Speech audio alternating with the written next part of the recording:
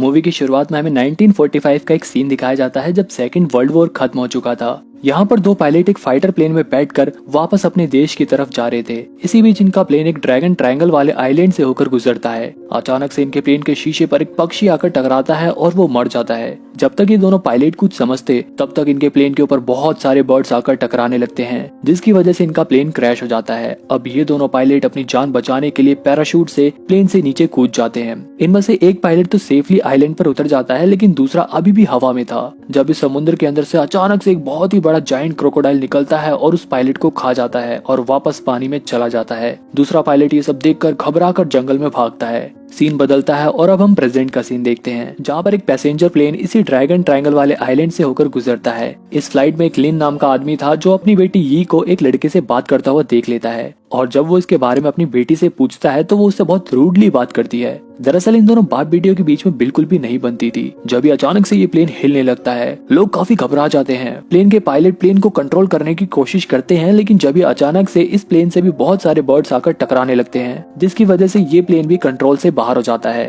Passengers की जान बचाने के लिए पायलट प्लेन को पानी पर ही लैंड कराने की कोशिश करते हैं, लेकिन उनकी ये कोशिश नाकामयाब होती है क्योंकि ये प्लेन एक चट्टान से जाकर टकरा जाता है, जिसकी वजह से प्लेन के दो टुकड़े हो जाते हैं। प्लेन के आगे के हिस्से में बैठे लोग तो तुरंत मारे जाते हैं और पीछे का हिस्सा अलग होकर किनारे पर बहकर आ जाता है। इस प्लेन क्रैश की वजह से बहुत सारे लोग मारे जाते हैं और कुछ लोग घायल भी होते हैं। चैंग नाम का वो लड़का अभी भी जिंदा था। चैंग यी के पास आकर उसके बारे में पूछता है, लेकिन जब यी के डैड आकर उसे उस लड़के से बात करने से मना कर देते हैं, जिसकी वजह से यी फिर से नाराज हो जाती है। अब यहाँ पर सभी लोग अपने फोन से मदद बुलाने का ट्राई करते हैं, लेकिन किसी के भी फोन में नेटवर्क नहीं आ रहे थे, इसलिए यहाँ पर मौजूद सभी लोग टेंशन में थे। इन लोगों के पास पीने का पानी भी ज्यादा नहीं था, इसलिए लिन और चैंग जंगल में खाने पीने की तलाश में जाते हैं। यहाँ लिन चैंग से कहता है कि तुम मेरी बेटी से जरा दूर रहो। रास्ते में इन्हें जमीन पर बहुत ही बड़े जानवरों के पैरों के निशान दिखाई देते हैं, लेकिन ये लोग उन निशानों को इग्नोर करते हुए आगे बढ़ जाते हैं। कुछ दूर चलने के बाद इन्हें एक हट दिखाई देती है। वहीं दूसरी तरफ प्लेन से गिरे लोगों में से एक लड़का पानी में गिरे अपने सामान को देखता है। जब भी कोई चीज अचानक से उसे पानी में खींच लेती है, लेकिन किसी की भी नजर उस लड़के पर नहीं पड़ती। प्लेन से गिरे लोगों में ली नाम का एक आदमी और उसकी प्रेग्नेंट वाइफ भी यहाँ पर फंस गए थे। ली अपनी वाइफ के लिए पीने का पानी लेने जाता है। जियान यहाँ यी से बात करती है और हमें पता चलता है कि यी और उसके डैड उसकी मॉम के फ्यूनरल से आ रहे थे। इधर जब ये लोग झोपड़ी के अंदर जाते हैं तो उन्हें उसके अंदर कुछ हथियारों के साथ साथ एक किताब भी मिलती है। ये किताब उसी बचे हुए पायलट की थी जिसे हमने मूवी की शुरुआत में देखा था। इस किताब को पढ़कर इन्हें ये पता चलता है कि इस आइलैंड पर एक बहुत ही बड़ा जायंट क्रोकोडाइल मौजूद है। ये बात सुनकर लिन तुरंत भागकर अपनी बेटी के पास जाने लगता है। दूसरी तरफ चाओ नाम का एक पैसेंजर एयर होस्टेस से पानी के लिए लड़ने लगता है। ली उसे बहस करने से रोकता है, लेकिन चाओ उल्टा उसी से लड़ने लगता है और इन दोनों को छुड़ाने के चक्कर में एक आदमी पानी में गिर जाता है और अचानक से एक मगरमच्छ उस पर अटैक कर देता है। जब तक ये लोग कुछ समझते, यहाँ देखते देखते बहुत सारे मगरमच्छ किनारे पर आ जाते हैं और इन लोगों के पीछे पड़ जाते हैं और इनसे बचने के लिए ये लोग जंगल की तरफ भागने लगते हैं। थोड़ी देर बाद जब लिन यहाँ पर पहुँचता है तो उसे यहाँ पर कोई भी दिखाई नहीं देता। यहाँ तक कि प्लेन से गिरने की वजह से जिन लोगों की मौत हो गई थी उन लोगों की डेड बॉडी भी यहाँ पर मौजूद नहीं थी। लिन मगरमच्छ के पंजों के निशान को देखकर समझ जाता है कि ये सारा काम मगरमच्छ का ही है, लेकिन यहाँ मौजूद मगरमच्छ के पंजों के निशान इतने बड़े नहीं थे जितना कि उस किताब में लिखे गए जायंट क्रोकोडाइल के थे। इसके बाद लिन अपनी बेटी को ढूंढने के लिए वापस जंगल में जाता है। यहाँ ये सभी लोग मगरमच्छ से बचकर भाग रहे थे जब एयर होस्टेस नीचे गिर जाती है और इनके पीछे पड़ा मगरमच्छ उसे खा जाता है। बाकी बचे हुए लोग भागते हुए एक नदी के पास पहुंच जाते हैं। ये जगह इन लोगों को थोड़ी सेफ लग रही थी क्योंकि ये पानी झरने से बहकर आ रहा था, इसलिए ये लोग इस पानी को पी लेते हैं। जब ली नोटिस करता है कि झाड़ियों में से किसी के चलने की आवाज आ रही है, सभी लोग एकदम चौकन्ने हो जाते हैं, लेकिन झाड़ियों में से और कोई नहीं बल्कि लिन, चैंग और लू थे। अब यहाँ पर क्रोकोडाइल अटैक से घायल हुआ एक लड़का अपनी चोट से निकल रहे खून को पानी में धो रहा था। जब हम देखते हैं कि उसकी चोट से निकलने वाला खून जिस जगह पर गिर रहा था वहाँ पर पहले से ही वो जायंट क्रोकोडाइल मौजूद था, लेकिन अब वो क्रोकोडाइल उस आदमी के खून की महक सूंघ कर उठ जाता है। इतने बड़े क्रोकोडाइल को देखकर ये लोग बहुत बुरी तरह से डर जाते हैं। मगरमच्छ को देखते उस बेचारे लड़के के होश उड़ जाते हैं। जब तक वो लड़का कुछ रिएक्ट करता वो मगरमच्छ से खा जाता है। ये देखकर ये लोग डर के मारे इधर उधर भागने लगते हैं। इसी बीच एक लड़की का पैर चट्टान में फंस जाता है और वो मगरमच्छ उस लड़की को भी खा जाता है। लिन भी किसी तरह बड़ी मुश्किल से उस जायंट क्रोकोडाइल का खाना बनने से बचता है। बाकी सभी लोग भी उस मगरमच्छ से बचकर जंगल के बीच में भाग जाते हैं। यहाँ ये सबसे कहती है कि भले ही हमारे फोन में सिग्नल नहीं आ रहे, लेकिन हम फिर भी अपने फोन के कंपास को खोलकर डायरेक्शन का पता लगाकर पेड़ों पर निशान लगाकर आगे बढ़ सकते हैं। लेकिन लिन को यहाँ उसका ये आइडिया पसंद नहीं आता और वो सबसे चलते रहने को कहता है। आगे चलकर ये लोग वापस हट के पास पहुंच जाते हैं। अब रात गुजारने के लिए इन्हें एक जगह भी चाहिए थी, इसलिए ये लोग यहीं पर रुकने का प्लान बनाते हैं। इसी झोपड़ी में यी को 2 ग्रेनेड और कुछ गोलियां भी मिलती हैं। वो उसे अपने फादर लिन को दे देती है। लिन उन गोलियों का बारूद निकाल कर उसे अपनी चोट पर लगा देता है। इसके बाद चैंग लिन के कहने पर उस बारूद पर आग लगा देता है। हालांकि इससे उसे काफी दर्द तो होता है, लेकिन उसका घाव भर जाता है। बाकी सब उसे ऐसा करते हुए देखकर सोल्जर समझने लगते हैं। इसके बाद रात में ये लोग एरोप्लेन से मिला खाना ही खाते हैं और खाने के खाली डब्बों को कैंप के चारों तरफ लगा देते हैं, ताकि अगर क्रोकोडाइल यहाँ पर आए तो इन्हें पता चल जाए। यहाँ लिन बातों ही बातों में अपनी बेटी से पूछता है कि क्या वो स्मोकिंग करने लगी है। उसकी इस बात से ये गुस्सा होकर यहाँ से चली जाती है। यहाँ लिन लू को बताता है कि मेरी बेटी मुझसे इसलिए नाराज है क्योंकि मैं उससे 5 साल बाद मिला हूँ। इसके बाद लिन और लू रात को पहरा देने लगते हैं। जब ही इनके ऊपर एक कंकाल गिरता है। ये कंकाल और किसी का नहीं बल्कि मूवी की स्टार्टिंग में दिखाए गए पायलट का ही था। उस डेड बॉडी को देखकर ये लोग अंदाजा लगाते हैं कि इसे क्रोकोडाइल ने नहीं खाया होगा, क्योंकि अगर क्रोकोडाइल इसे खाता तो इसकी हड्डियां भी मिलना मुश्किल होती।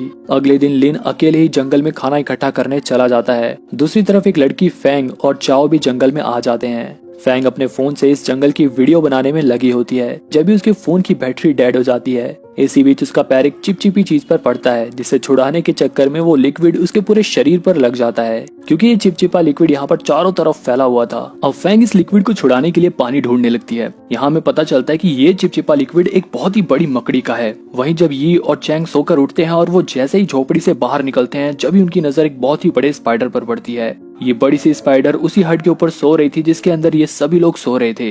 ये दोनों तुरंत बाकी सभी लोगों को भी उठाते हैं। वो लोग भी इतनी बड़ी मकड़ी को देखकर एकदम घबरा जाते हैं और यहाँ से तुरंत चलने को कहते हैं। लेकिन यी के डैड इधर नहीं थे, इसलिए वो अपने फादर का वेट करने के लिए इन लोगों से कहती है। लेकिन वो मकड़ी भी कभी भी उड़ सकती थी। इन लोगों के पास ज्यादा समय भी नहीं था, इसलिए ये लोग मकड़ी से बचते हुए झोपड़ी से बाहर निकलते हैं। तभी ये लोग देखते हैं कि बाहर लूस हो रहा है। उसे देखकर चैंग उसे उठाने जाता है। जब इनमें से एक आदमी उस स्पाइडर से डर कर घबराहट में यहाँ से भागने लगता है और उस स्पाइडर से बचने की जगह उसी से ही टकरा जाता है। स्पाइडर की नींद टूट जाती है और वो तुरंत उस आदमी को मार डालती है। अब ये सब देखकर इन लोगों में भगदड़ मच जाती है। दूसरी तरफ लिन इन लोगों के चीखने चिल्लाने की आवाज सुनता है और तुरंत भागकर इन लोगों के पास जाता है। यहाँ ये बड़ी सी मकड़ी कुछ लोगों को घेर लेती है। अब लू एक पत्थर उठाकर उस मकड़ी के मुंह पर मारता है, जिससे स्पाइडर का ध्यान लू पर आ जाता है और वो इन लोगों को छोड़कर लू का पीछा करने लगती है। थोड़ी देर में यहाँ पर और भी कई सारे स्पाइडर्स आने लगे थे, जिन्हें देखकर ये लोग फिर से यहाँ से भागने लगते हैं। ये सभी भागते हुए हट के पास वाली झाड़ियों के पास जाकर छुप जाते हैं। लेकिन वो स्पाइडर भी इनका बाहर ही निकलने का वेट कर रही थी। जब यहाँ पर लिन आता है और इन स्पाइडर का ध्यान अपनी ओर खींचकर उन्हें अपने पीछे लगाकर उसी हट के पास आ जाता है। यहाँ लू भी उसे मिल जाता है और फिर ये दोनों उसी हट के अंदर छुप जाते हैं। लेकिन तभी हम देखते हैं कि उस हट के ऊपर अभी भी एक स्पाइडर है। वो स्पाइडर एकदम से अपने टेंटिकल से लू के ऊपर हमला कर देती है। लू बहुत बुरी तरह से घायल हो जाता है। यहाँ पर लिन उस स्पाइडर का टेंटिकल काट देता है, लेकिन टेंटिकल घुसने की वजह से लू का बहुत ज्यादा खून निकल गया था, जिसकी वजह से वो मर जाता है। अब वो स्पाइडर लिन के ऊपर भी हमला करने लगता है, लेकिन लिन किसी तरह उससे अपनी जान बचाता है और उसी के टेंटिकल से उससे लड़ने की कोशिश करता है। इसके बाद मौका पाकर वो उन्हीं दोनों ग्रेनेड में से एक ग्रेनेड उस स्पाइडर के पास फेंक देता है, जिससे वो स्पाइडर मर जाती है। दूसरी तरफ बाकी लोगों को आगे जाकर कुछ फ्रूट्स पड़े हुए मिलते हैं, जिन्हें देखकर ये लोग समझ जाते हैं कि ये फ्रूट्स यहाँ यी के फादर लिन ने ही छोड़े होंगे।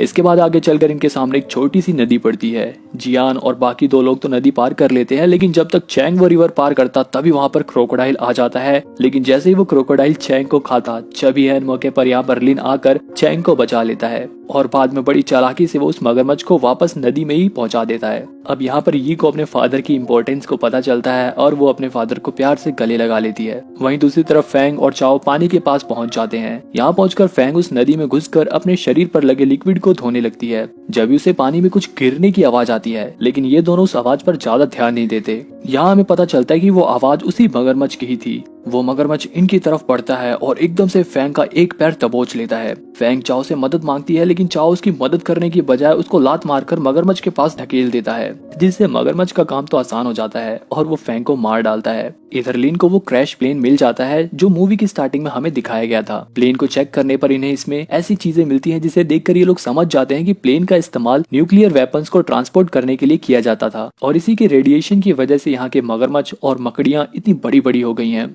यहीं पर इन्हें एक पुराना रेडियो भी मिलता है जिसे चैंग ठीक करने लगता है। इसी प्लेन में लू को एक मशीन गन भी मिलती है। अब रेडियो ठीक हो जाता है और ये रेडियो पर रेस्क्यू टीम से बात करके यहाँ के बारे में सब कुछ बता देती है, जिसके बाद रेस्क्यू टीम इन लोगों को बचाने के लिए यहाँ पर आने लगती है। यहाँ ये सबको बताती है कि रेस्क्यू टीम साउथ ईस्ट की तरफ किनारे पर मिलेगी, इसलिए हमें किसी तरह वहाँ तक पहुँचना होगा। आगे चल के रास्ते में इन्हें चाओ भी मिल जाता है। यहाँ पर ये लोग चाओ से पूछते हैं कि तुम्हारे साथ तो एक लड़की भी थी ना, वो कहाँ पर है। चाओ इन्हें बताता है कि अब वो मगरमच्छ के पेट में है। इसके बाद ये सभी साउथ ईस्ट की तरफ आगे बढ़ते हैं, लेकिन आगे चलकर इन लोगों के सामने एक बहुत ही बड़ी नदी पड़ती है। अब बाकी सब तो तैरकर नदी पार कर सकते थे, लेकिन इनमें से एक औरत प्रेग्नेंट थी और उसका नदी पार करना बहुत मुश्किल था। यहाँ पर लिन अपना दिमाग लगाता है और पेड़ की टहनियां इकट्ठा करके एक क्राफ्ट बनाता है। इसके बाद वो पहले खुद रिवर पार करता है और फिर वो प्रेग्नेंट लेडी क्राफ्ट पर बैठ जाती है और बाकी लोग भी तैरकर नदी पार करने लगते हैं। अभी ये लोग कुछ दूर ही पहुंचे थे कि जब ही लिन को नदी में मगरमच्छ दिखाई देता है, जिसे देखकर वो इन लोगों को जल्दी से नदी पार करने को कहता है। इसी बीच उस प्रेग्नेंट लेडी को खींचते हुए क्राफ्ट की रस्सी टूट जाती है। बाकी लोग तो किसी तरह रिवर पार कर लेते हैं, लेकिन वो प्रेग्नेंट लेडी और उसका पति अभी भी नदी में ही थे।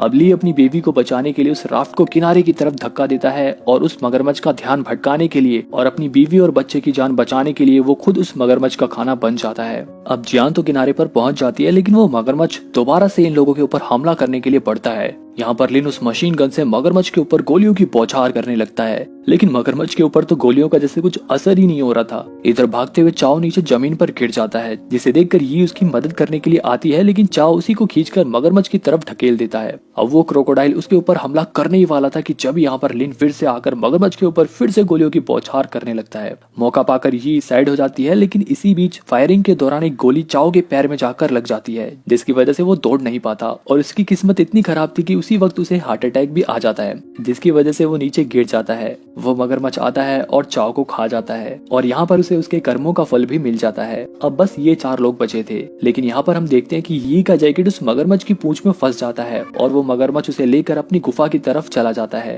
रात भी हो चुकी थी। लिन अपनी बेटी को बचाने के लिए उस मगरमच्छ के पंजों के निशान का पीछा करते हुए किसी तरह उस गुफा तक पहुंच जाता है। उसके पीछे पीछे वो प्रेग्नेंट लेडी और चैंग भी वहाँ पर आ जाते हैं। चैंग जियान को गुफा के बाहर ही बैठने को कहता है और वो खुद गुफा के अंदर लिन की मदद करने के लिए चला जाता है। यहाँ लिन गुफा के अंदर अपनी बेटी को ढूंढ रहा था। ये मगरमच्छ से बचने के लिए गुफा के अंदर ही एक जगह पर छुपी हुई थी, लेकिन जैसे वो अपने डैड की आवाज सुनती है वो भागकर अपने डैड के पास आ जाती है। लेकिन जब भी वो मगरमच्छ भी जग जाता है और इन लोगों की तरफ बढ़ने लगता है, जिसे देखकर लिन उसके ऊपर फिर से गोलियां चलाने लगता है और वो मगरमच्छ को अपने पीछे लगा लेता है। वो चैंग से कहता है कि वो ये को लेकर यहाँ से चला जाए। यहाँ पर लिन का प्लान था कि वो उस एक बचे हुए ग्रेनेड से उस मगरमच्छ को मार डालेगा, लेकिन हड़बड़ाहट में उसके हाथ से वो ग्रेनेड वहीं नीचे कहीं गिर जाता है। इधर चैंग यी को गुफा के बाहर जियान के पास छोड़ देता है और खुद उस मकड़ी का टेंटिकल लेकर गुफा के अंदर फिर से लिन की मदद करने के लिए चला जाता है। वहीं दूसरी तरफ लिन मगरमच्छ से बचकर भागते हुए एक छोटी सी जगह के अंदर घुस जाता है, जहाँ पर वो मगरमच्छ नहीं घुस पाता। लिन उस मगरमच्छ के ऊपर खूब गोलियां चलाता है और जल्दी उसकी सारी गोलियां खत्म हो जाती हैं।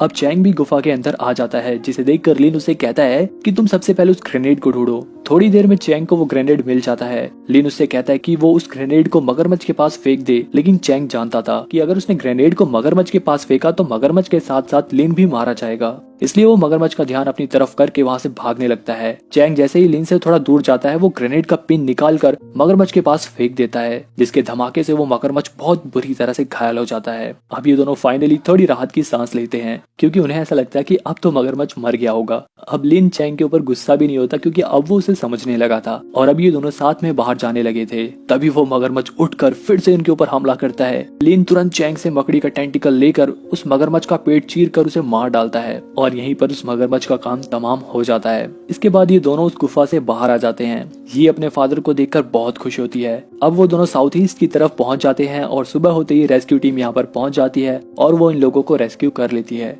यहीं पर ये मूवी खत्म हो जाती है। अगर आपको क्रोकोडाइल की एक और मस्त मूवी देखनी है तो ये वाली मूवी देखो, ये भी बहुत ही बढ़िया मूवी है और इस वीडियो को लाइक जरूर कर देना।